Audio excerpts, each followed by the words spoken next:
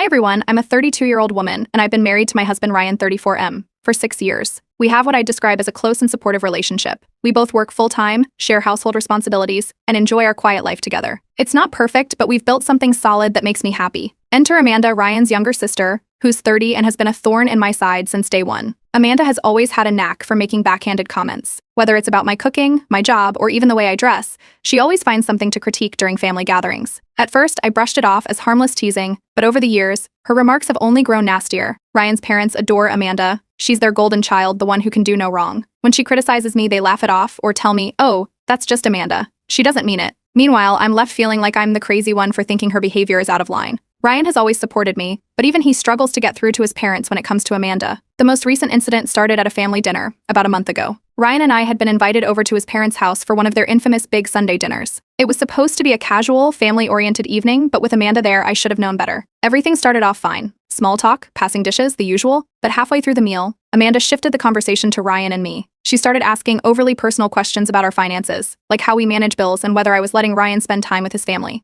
Her tone was condescending, but I tried to stay polite, answering briefly and steering the conversation elsewhere. That didn't stop her. She escalated quickly, claiming I was controlling and accusing me of isolating Ryan from his family. She painted this picture of me as some kind of puppet master who dictates every aspect of Ryan's life. I was stunned. I didn't even know how to respond. Ryan, thankfully, didn't hesitate to step in. He immediately shut Amanda down, defending me and making it clear that her accusations were baseless. He even told her that our finances and decisions were none of her business. But instead of backing off, Amanda burst into tears, claiming that no one in the family ever takes her side. She stormed out of the dining room, leaving everyone in an awkward silence. You'd think that would have been the end of it, but no. Over the next few weeks, Amanda went into full victim mode. She started calling Ryan's parents almost daily, painting me as the villain in her story. I wasn't privy to their conversations, but I noticed a shift in how his parents treated me. They became colder, more critical. Suddenly, there were comments about how we manage our household, and whether I was making enough time for family priorities. It didn't stop there. Amanda's claims escalated. One evening, while Ryan and I were visiting his parents, I overheard Amanda on the phone in the next room. She was telling someone that I didn't let Ryan see his family often, and that I was driving a wedge between him and them. I was furious but stayed quiet for the sake of keeping the peace. Later that night, I vented my frustrations to Ryan. He reassured me that I wasn't imagining things and admitted his family had been expressing doubts about our marriage,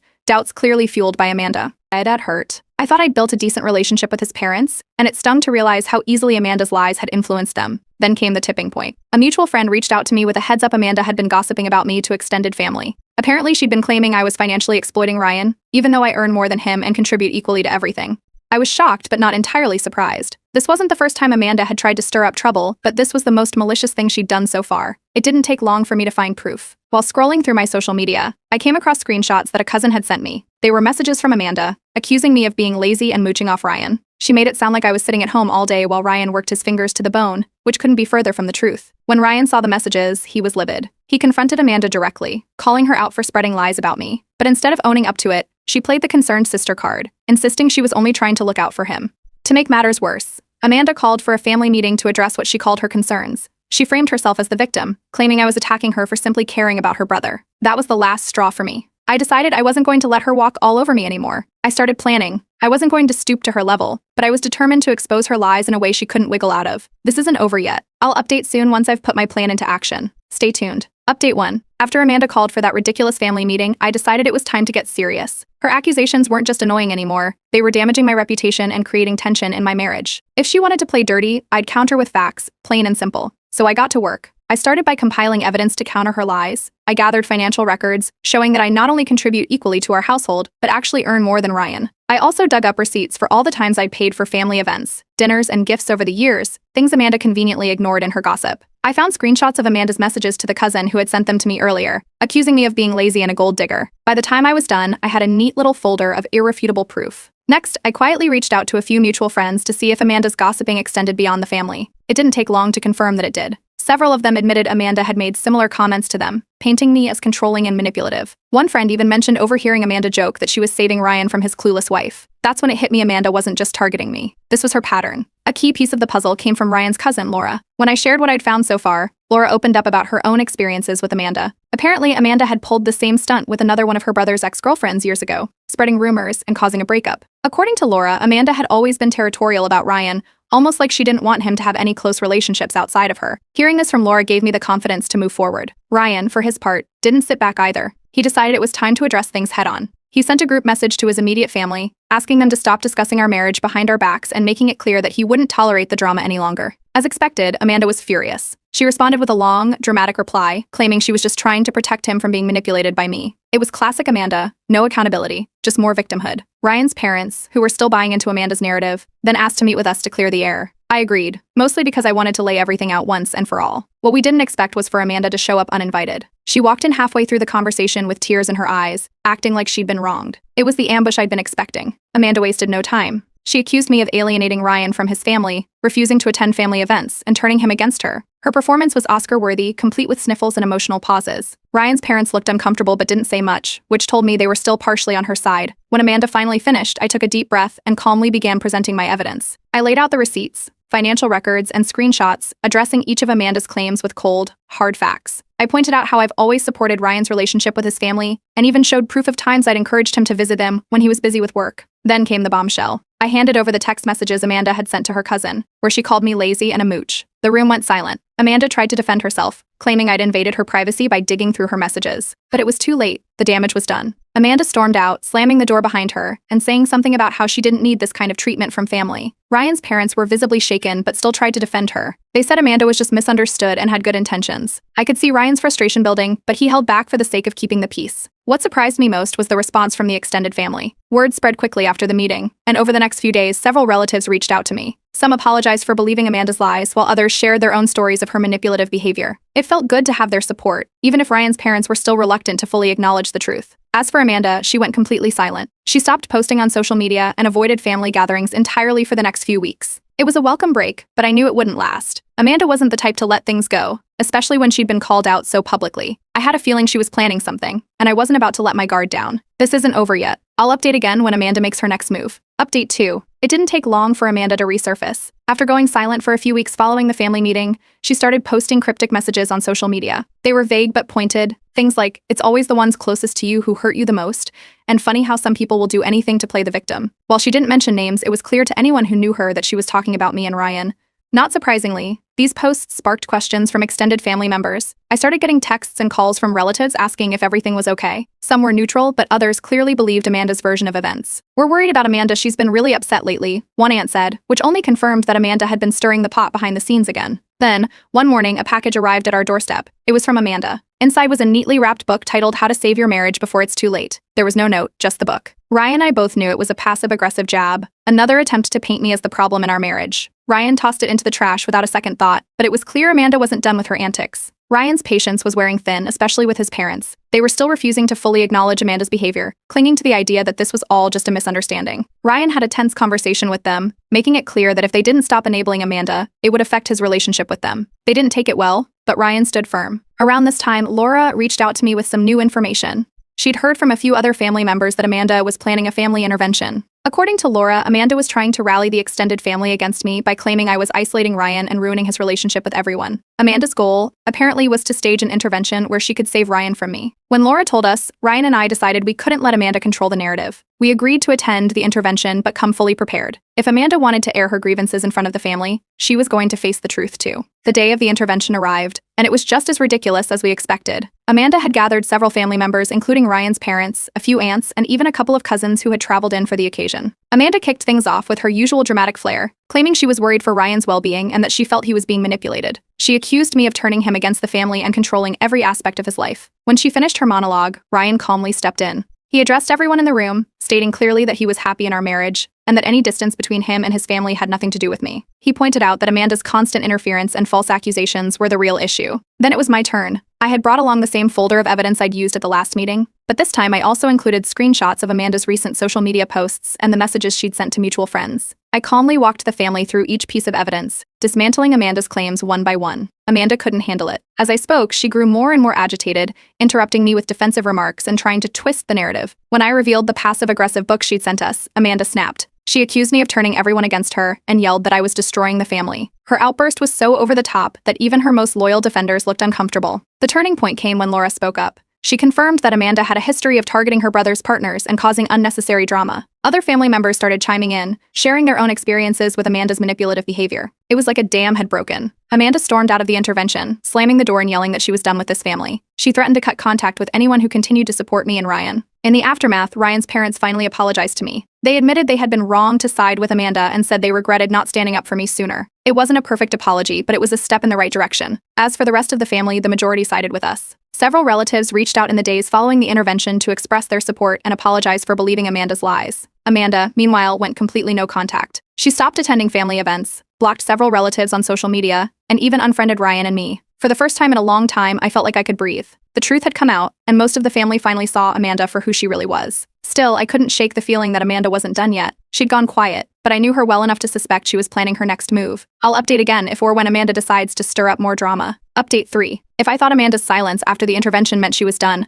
I was wrong. She wasn't planning to let it go. This time, though, she tried a new tactic, one that could have done real damage if not for some quick action on my part. It started when one of my coworkers, Ashley, pulled me aside during a lunch break. Ashley is one of those people who's friendly with everyone but also keeps her ear to the ground. She told me Amanda had been reaching out to a mutual acquaintance who worked in a nearby department. Apparently, Amanda had shared some wild claims, accusing me of being toxic, unstable, and even implying that I was causing problems at work. Amanda clearly wanted these rumors to spread, but luckily, Ashley shut it down before it went any further. I immediately started documenting everything. I saved emails, texts, and even notes from conversations with coworkers who vouched for me. I also consulted an attorney to get advice on how to handle Amanda's defamatory behavior. While I didn't file a lawsuit right away, I wanted to have everything in place in case Amanda escalated further. The attorney advised me to send Amanda a cease and desist letter if the behavior continued, which I kept as an option. Meanwhile, Amanda turned to social media again. This time, her posts weren't just vague, they were pointed. She wrote about people who lie and ruin families and women who trap men into cutting off their loved ones. She never mentioned me by name, but the timing and context made it obvious. It was frustrating, but I refused to engage. Her posts spoke louder about her than they did about me. Ryan's parents, however, weren't as immune to Amanda's antics. She called them, sobbing about how she was ostracized and wrongfully attacked at the intervention. They wavered again, questioning whether Ryan and I had been too harsh. Ryan had finally had enough. He visited them in person and made it clear unless they stopped enabling Amanda's behavior, he would limit contact with them. It wasn't an easy conversation, but it needed to happen. Ryan stood firm, and while his parents didn't take it well, they seemed to understand they were on thin ice. Amanda's next move was as bold as it was desperate. She showed up uninvited to a family gathering at Ryan's parents' house. It was a casual dinner with only a few relatives, so her sudden arrival caught everyone off guard. She wasted no time bringing up past incidents, twisting them to fit her narrative. She made veiled comments about me being controlling and tried to provoke me into reacting. I stayed calm. When Amanda tried to bait me, I responded firmly but without anger, reiterating the facts and refusing to stoop to her level. I reminded everyone present of the evidence I'd already shared and pointed out that Amanda's accusations didn't hold up under scrutiny. It wasn't the dramatic blowout Amanda was hoping for. Instead, the extended family members who witnessed the confrontation sided with me, further isolating Amanda. The real bombshell came a week later. Laura, Ryan's cousin and my unofficial ally in all this, reached out with shocking news. Amanda had been secretly recording family conversations. Laura found out after overhearing Amanda bragging to a friend about how she could prove her version of events using those recordings. Laura managed to get a hold of one of the recordings and shared it with Ryan and me. It was exactly what we needed to expose Amanda's manipulative tactics. Armed with this new information, Ryan and I decided to confront Amanda directly. We asked her to meet us at a neutral location, and while she was initially defensive, her face changed the moment we mentioned the recordings. She tried to justify it, claiming she was protecting herself, but the damage was done. We made it clear that her actions were not only unethical but potentially illegal. She stormed off, muttering about how we were all ganging up on her. News of the recordings spread quickly through the family. Ryan's parents were horrified. It was the wake-up call they needed. They finally acknowledged that Amanda's behavior was out of control and apologized for not supporting us sooner. It wasn't easy for them to admit, but it was a significant step in repairing our relationship with them. The fallout for Amanda was swift. Her reputation within the family was shattered, and even some of her closest allies began distancing themselves. She stopped attending family events entirely, and mutual friends reported that she was facing social and financial difficulties as a result of her actions catching up with her. To protect ourselves further, we decided it was time to send Amanda the cease and desist letter the attorney had recommended. The letter was straightforward, warning her to stop spreading falsehoods about me or face legal consequences. Amanda didn't respond, but she also didn't escalate further, which was exactly the outcome we wanted. For now, Amanda has gone silent again, but I've learned not to let my guard down. Ryan's parents have been trying to repair their relationship with us, and most of the family has been supportive. Still, there's one last step to fully put this drama behind us, a family meeting to address everything once and for all. I'll update again after that. Update 4. After the fallout from Amanda's secret recordings, Ryan's parents decided it was time to address the ongoing conflict. They insisted on a family meeting, saying it was the only way to fix the situation and bring everyone back together. I wasn't thrilled about the idea, especially knowing Amanda's track record for turning situations in her favor. But Ryan wanted to go, so I reluctantly agreed. This time I wasn't going in unprepared. The meeting was set for a Sunday afternoon at Ryan's parents' house. We planned to arrive on time, but Amanda, unsurprisingly, showed up early. By the time we walked in, she was already in the living room, surrounded by a few relatives, trying to control the narrative. I overheard her spinning her usual tale about being unfairly attacked and how she only wanted what was best for Ryan. The relatives she was talking to nodded sympathetically, but their expressions shifted when they saw us enter. Amanda quickly stopped talking and gave us a tight, forced smile. I came prepared. I had brought the folder of evidence I'd compiled over the past few months, neatly organized with screenshots, financial records, and even witness statements from family members and friends who had seen Amanda's behavior firsthand. I wasn't planning to use it unless absolutely necessary,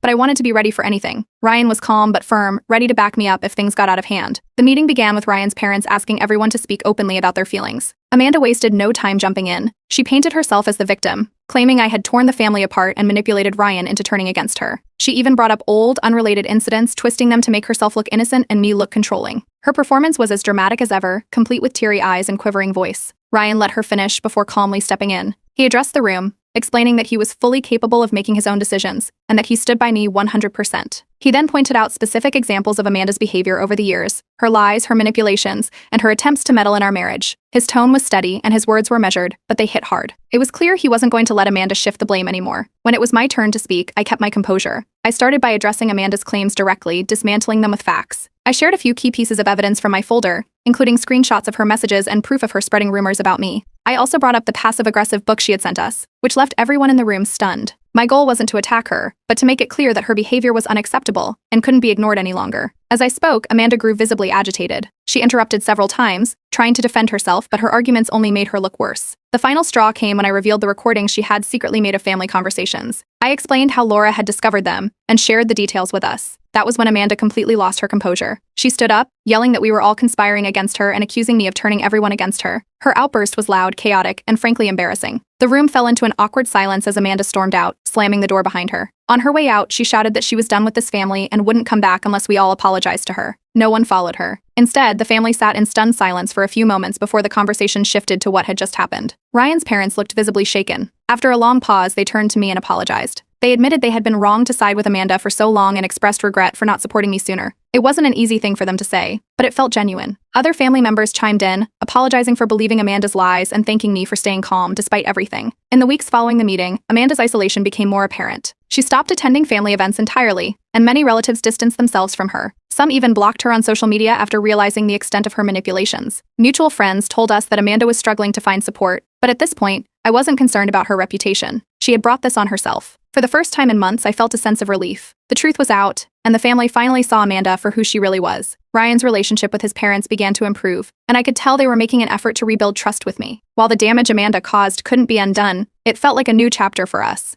Still, I can't shake the feeling that Amanda isn't done. She's gone quiet for now, but I've learned to expect the unexpected from her. If she does make another move, I'll be ready. I'll post an update if there's more to share. Update 5. Just when I thought Amanda couldn't stoop any lower, she found a way to surprise us. Out of nowhere, Ryan received a call from his HR department at work. They had received an anonymous complaint accusing him of unethical practices. The details were vague but serious enough to trigger an internal investigation. At first, Ryan was confused, but it didn't take long to figure out who was behind it. The investigation was swift and thorough. Ryan provided all the documentation and information they requested, and within a few days, the company cleared him of any wrongdoing. But here's where things got interesting. His employer informed him that the anonymous complaint wasn't so anonymous after all. It had come directly from Amanda. She'd used her name and personal email address to file the complaint, probably thinking she'd remain unnoticed. Ryan shared the news with me, and we were both furious. This wasn't just petty family drama anymore, it was an attack on his career and livelihood. With the company's confirmation in hand, we decided it was time to take legal action. We reached out to my attorney and began the process of filing a defamation lawsuit against Amanda. The lawyer assured us we had a strong case, given the baseless nature of her claims and the clear intent to harm Ryan's reputation. When word got out to the rest of the family,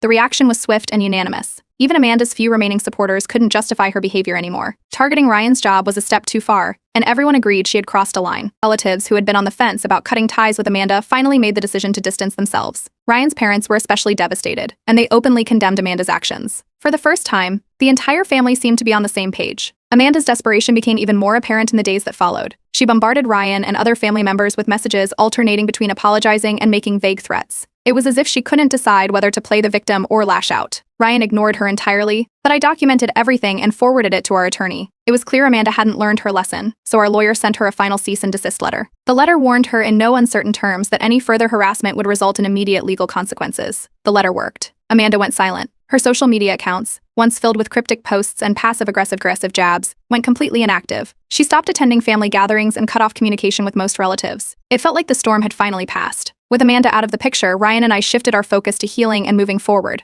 Ryan's parents took significant steps to repair their relationship with us. They apologized repeatedly for enabling Amanda's behavior and admitted they should have taken a stand sooner. While it would take time to fully rebuild trust, their efforts felt genuine. We also worked on setting clear boundaries with them to ensure that future family conflicts wouldn't spiral out of control. On a personal note, things began looking up for me at work as well. A few months after Amanda's false accusations, I received a promotion. It was a validating moment, especially after all the lies Amanda had spread about me being lazy and mooching off Ryan. My colleagues, who had supported me through the drama, were genuinely happy for me, and it reinforced how far removed Amanda's reality was from the truth. As for Amanda, her manipulative behavior finally caught up with her. Mutual friends informed us that she was struggling both socially and financially. Many of the connections she once relied on had cut ties with her, and her reputation was in tatters. While I don't take pleasure in anyone's downfall, it's hard to ignore the fact that Amanda's actions led her to this point. Looking back, this ordeal was one of the most challenging experiences of my life. But it also taught me the importance of standing up for myself and not letting lies go unchecked. Ryan and I came out of it stronger, both as individuals and as a couple. We learned to communicate better, set boundaries, and prioritize the relationships that truly matter.